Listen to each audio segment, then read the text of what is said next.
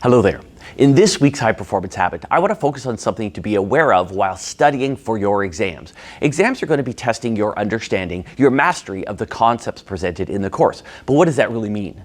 Typically, the course content would consist of the theories of the discipline and the evidence in support of those theories, the research evidence. When those theories were initially developed, they would have been proposed as a way to explain some phenomenon in the world. But originally, there likely would have been multiple competing, plausible explanations.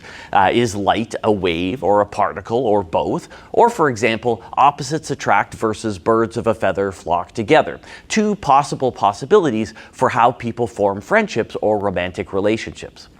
On the surface, either option seems possible. So if you were presented with these possibilities on an exam, how would you differentiate?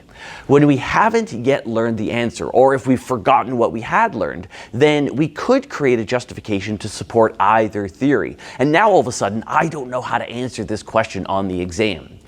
Well, the research evidence only supports one of these possibilities, that in general we form relationships based on similarities, the birds of a feather flock together idea.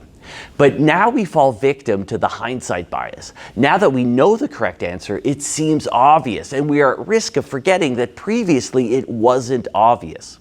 High-performing students are aware of and mindful of these moments where they might fall victim to the hindsight bias. They're paying attention to these circumstances where multiple beliefs might seem plausible or multiple pathways are available.